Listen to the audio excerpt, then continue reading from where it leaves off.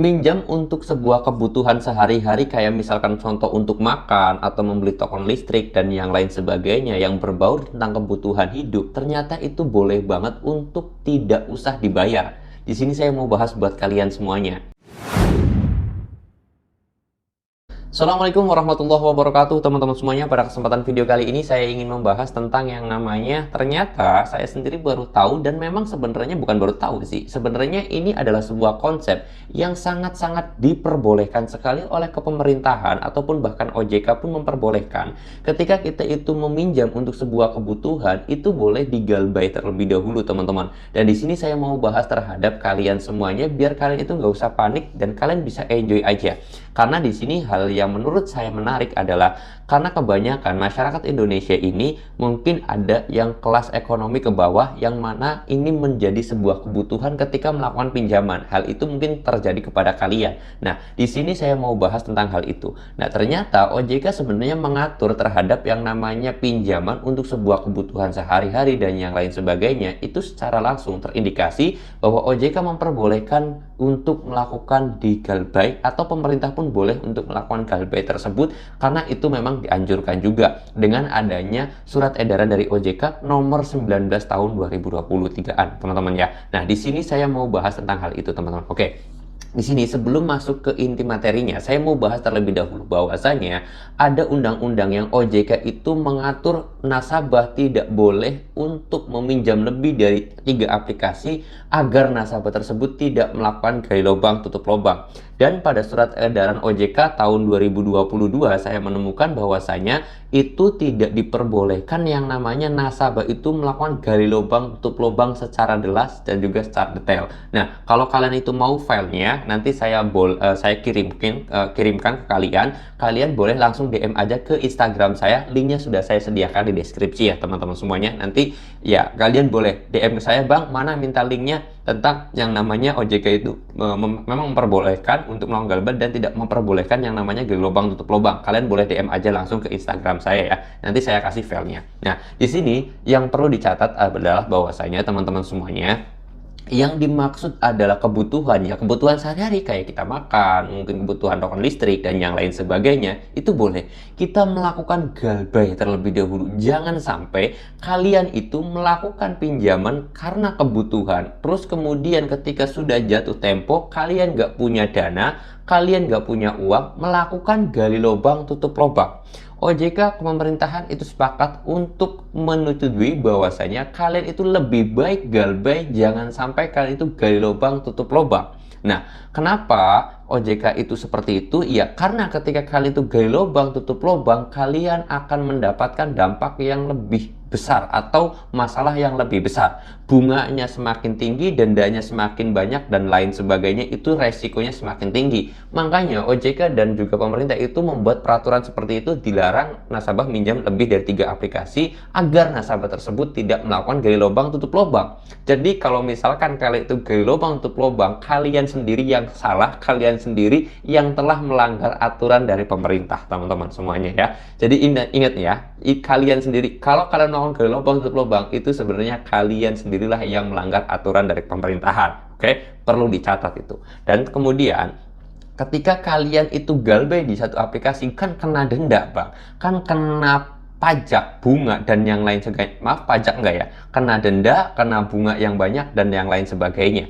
Pemerintah juga sudah mengatur bahwa kalau kalian itu cuma galbay di satu aplikasi, ada batas maksimal denda ataupun bunga yang kalian bisa terima.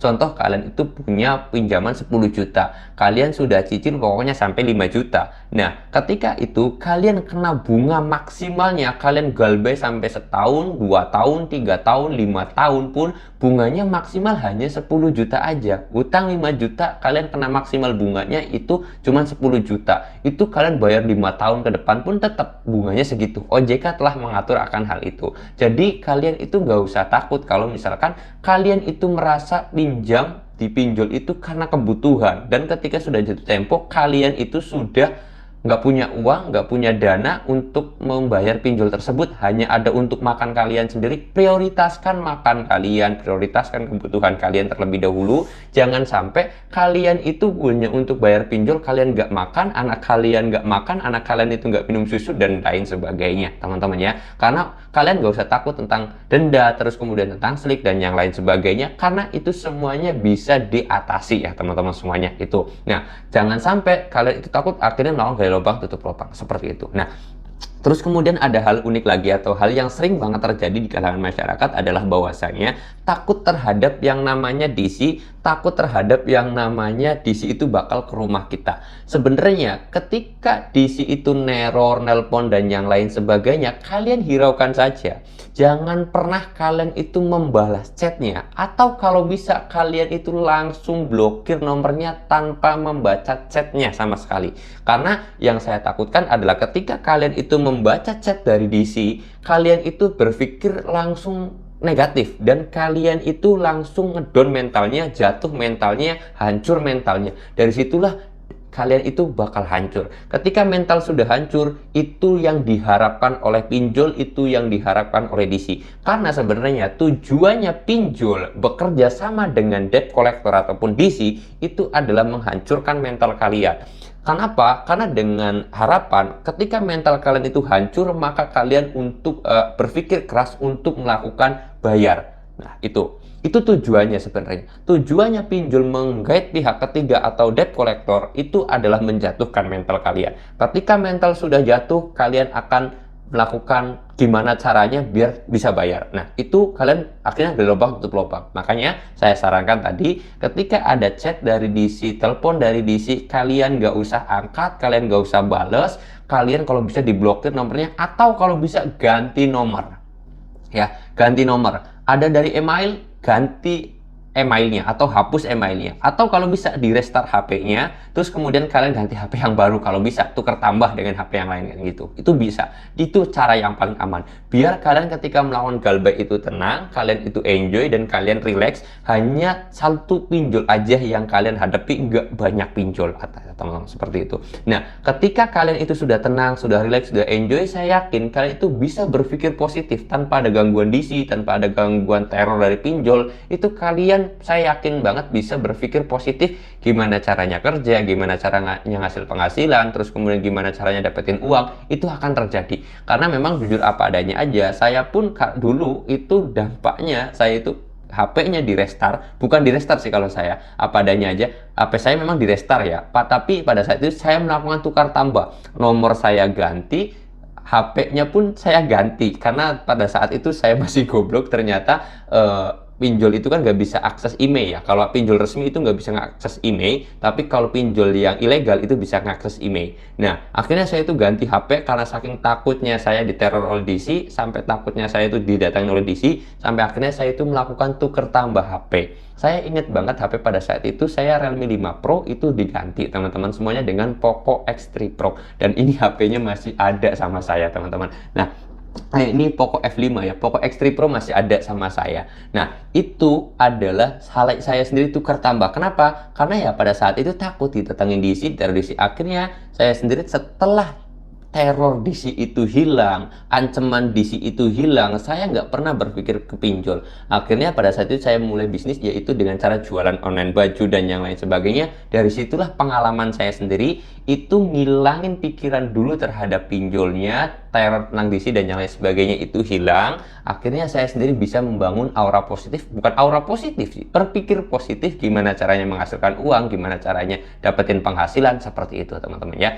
Jadi kalau misalkan kalian itu sekarang itu atau dulu itu pernah minjam karena kebutuhan dan sampai detik ini ketika jatuh tempo nggak ada atau nggak ada uang untuk membayar cicilan tersebut, tolong banget jangan pernah melakukan gali lubang tutup lubang. Silahkan kalian galbain aja, tunggu waktunya kalian itu punya uang. Kalau kalian takut terhadap teror DC dan yang lain sebagainya, kalian ganti HP. Kalau misalkan DC itu datang ke rumah kalian, kalian nggak usah takut, kalian hadepin, kalian datengin, saya nggak punya uang untuk bayar, titik. Mbak, kapan janjinya? Ya saya nggak bisa janji karena saya sendiri sampai detik ini belum bisa punya uang. Kalau saya punya uang pasti saya bayar. Udah bilang seperti itu aja. Karena saya yakin banget biar bagaimanapun DC itu manusia datang ke rumah kita karena kita seorang pribumi, karena kita orang sininya langsung, mereka sebenarnya nggak berani macam-macam juga. Karena namanya manusia, DC juga punya rasa takut, punya rasa gemeter juga datang ke rumah orang, terus kemudian dia ngamuk di daerah orang, dia marah-marah, bisa jadi kita sebagai pribumi, kita bubukin, DC juga sama, perasaannya yaitu kayak kita manusia biasa, pasti ada rasa takutnya, ketika kita langsung keras di DC itu, atau DC datang ke rumah, gedor-gedor pintu, terus kemudian ngamuk-ngamuk, saya yakin DC juga punya rasa takut, karena DC itu juga manusia, dia mana mungkin berani ngamuk di daerah kita sendiri, di kandang kita sendiri. Kalau di kandang kita sendiri ya kita hajar aja, kan gitu gampang aja. Teorinya sebenarnya simpel aja, bukan teori sih sebenarnya, tetapi faktanya kan seperti itu. DC itu hanyalah seorang manusia biasa, sebagai karyawan biasa, yang mana dia digaji dan yang lain sebagainya. Dia dengan gajinya segitu, terus kemudian dia menerima resiko digebukin sama massa, digebukin sama masyarakat sekitar, atau kita sendirilah ya kasarnya, karena kita kan berada di lokasi kita sendiri gitu loh. Seperti itu ya teman-teman semuanya. Jadi saya harap teman-teman semuanya bisa tenang, bisa relax, bisa enjoy. Jangan takut untuk melakukan galbay kalau misalkan kalian itu tidak punya uang sama sekali atau tidak bisa membayar cicilan teman-teman. Oke, mudah-mudahan video ini bisa bermanfaat dan mudah-mudahan ini bisa membantu pikiran teman-teman semuanya, membantu kekuatan mental teman-teman semuanya. Kalau kalian suka dengan video ini silahkan di like, kalau nggak suka di dislike aja nggak apa-apa. Dan kalau kalian itu ngerasa video ini bisa bermanfaat untuk orang lain, silahkan di share ya teman-teman semuanya. Saya mau tutup dulu video ini dengan kata Assalamualaikum warahmatullahi wabarakatuh.